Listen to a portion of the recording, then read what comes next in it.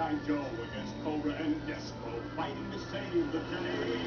He never gives up, he's always there, fighting for freedom over land and air. G.I. Joe! Well, if you haven't figured out from now, my toy of my upbringing was G.I. Joe. So I figured I would go through and show a bunch of stuff. Hence, this video is a contest request, or not request, but a contest submission for 74Screwgun, stating that which toy was your most favorite toy growing up and why you loved it, and so on and so on.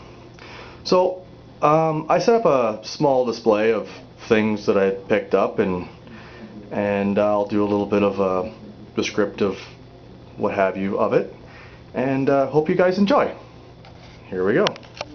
Alright, so to say the least, I pretty much collected or kept everything that came with the toy line.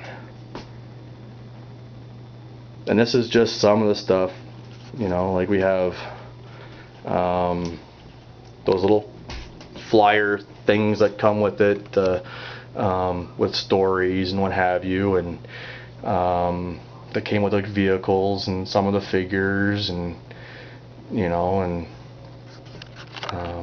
yeah, I kept everything. Oh, why isn't this working? Okay. Anyway, so I tried to zoom in, but it won't work.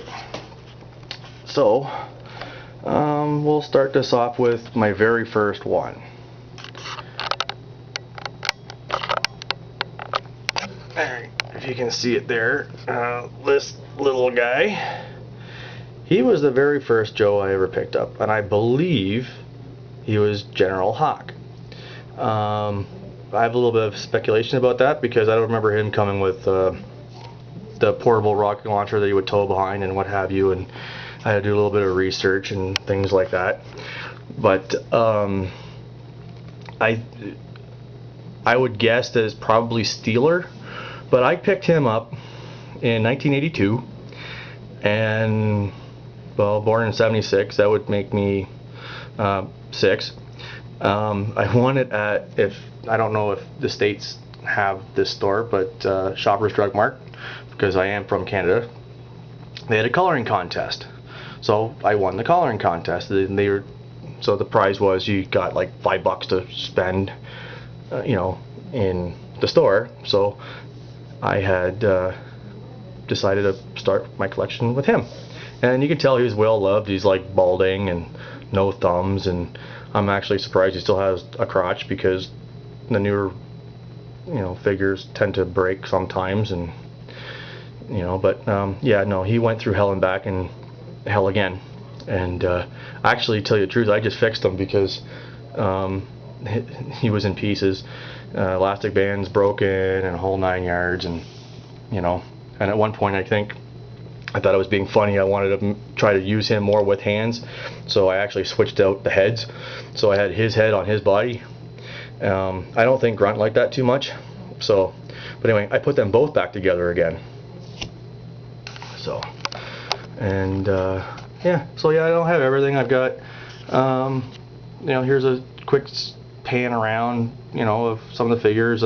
I collected it, kept everything. I bought little friggin' drums, you know, for explosives, and you know, my grandparents and my father were sick, so they had, you know, medication that were, you know, Dad was diabetic, so I kept all the tops off the syringes and made them into garbage cans.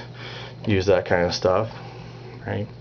You know, you go to a Chinese restaurant and you get these little umbrellas, so you know, I had the guys with umbrellas, and you know, to make things funny, it's here a shipwreck, having a few drinks, and you know, lounging under an umbrella in his tent.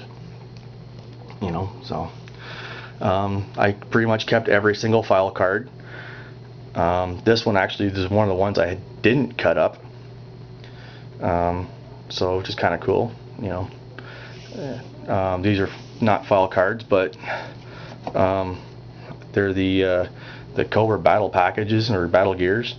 There's a couple of them here. Another file card. I just kind of spread them out a little bit.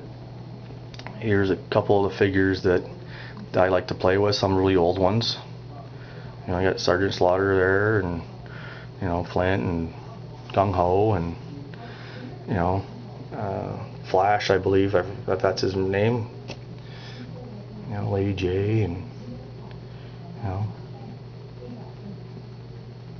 know.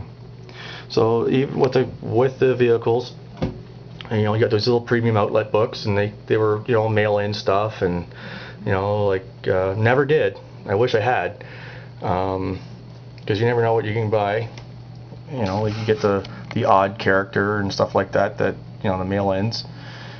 You know, like these books here are all the ad stuff. There was a couple more on the right side that were buried, and I'll pan to them later. And I know I clipped every single one of these, but never actually sent any of them out.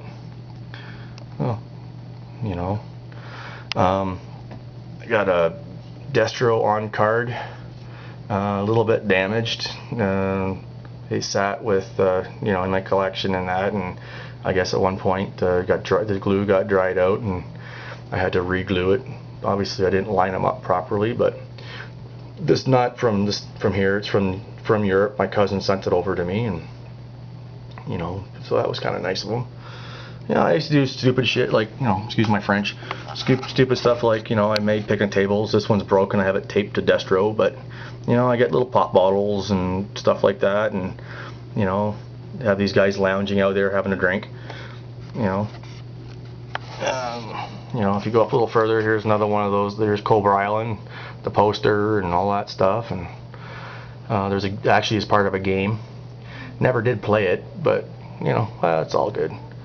But you know, I used to make you know, rope. You know, get string, tie some knots in it, hang the guys doing stuff, make them swing, and you know, get like a fishing hook, making it a grappling hook, and you know, I had a lot of fun. My neighbor and my buddy and I used to do this kind of stuff. You know, play in the garden, which have you. And here's another one of those you know, ad type things, but it's a poster. It's all really cool.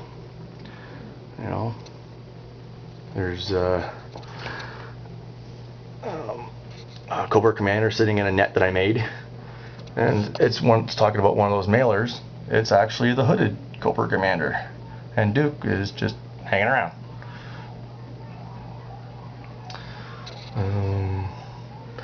And this over here is actually one of my newer ones, and I don't tend to buy very many, and it will be in another video because I'm going to do another homage video.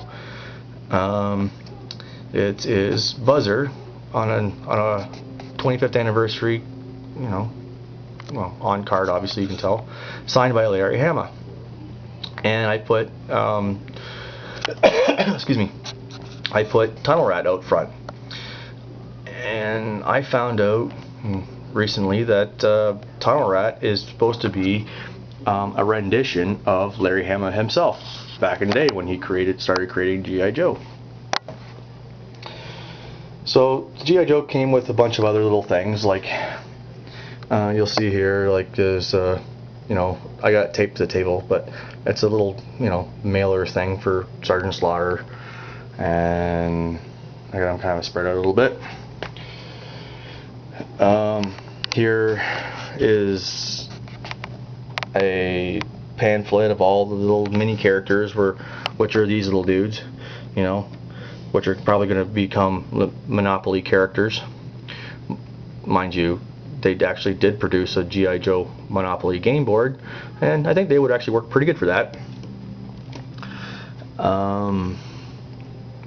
Over here is the instructions to all these little makeup thingies. You know, go commando. Well, okay, keep your pants on, but you go commando. You put all the, you know, the makeup on, you know, under your eyes, across your face, stuff like that. You know, so I kept freaking everything. I didn't waste anything, which was probably kind of cool, you know. Oh, and if you're wondering why Bazooka is sitting in there in the background, if you can actually see it, I got him peeing in a bucket. Just something stupid, you know. Used to do some dumb things like that, but I couldn't figure out what I wanted to do with them, and I figured he was to be the main character, or the one character that you'd be able to do that with. So anyway, that's my my video of my loved characters. Oh, I guess I should probably tell you why. After all that, honestly, I think probably what it came down to was the fact that loved the cartoon, loved the comic books. The characters themselves were very widespread. There was not a lot of repeat styles of characters or types of personality. They all had their individual personality. As of like the TV show, which obviously promotes the toy line, a very, very high morality factor. You know, like, people laugh when I say that, but no, it's true. I mean, like, if you think about it, you know, how many freaking military TV shows do you really know that have, you know, weapons firing everywhere, things blowing up left and right, and not one person dies, and they still walk out saying, here's a moral of the story? Like, really? What? I mean, you know, don't want to say educational, and it's probably not educational, but at least it's more morale building, and I think that's part of the reason why I liked it so much. And just, you know what, because it was fun. It was a fun time, and obviously I've got my geek on because look at this freaking display, and I had this thing. It's taking me, what, I'm looking at 12 minutes on my phone, right, or my camera right now, of videotaping this. It's taken me probably 3 hours to put this shit together. And I had a blast. It felt like 20 minutes, you know. So, and that's the whole idea of your favorite toy, is to spend time not knowing that you spent time, you know. And I think that's what it comes down to. And the same with comic books, you know, like, and that's the idea. You know, or if you're, you know, a comic book fan, movie fan, music fan, or whatever, fan of whatever you're doing, golf, football, whatever, you know, you're sitting around and you're doing, it's your venting time. It's what you fall into, what you love, and next thing you know, you're going, holy shit, I spent 5 hours on this, and you didn't even know it. I wish I could spend that much, you know, think about that at work. You know, next thing I know is, oh fuck, it's gone a minute. Oh fuck, it's gone 2 minutes. Oh fuck, it's gone 3 minutes. Like, really? You know? So I think what it comes down to is what you love, what you know, what calms you. You know, and this, you know, and we're looking at 30 years now, and I'm still playing. You know, so really, what can I say? I just hope you enjoyed this video as much as I've enjoyed filming it, and have a good night.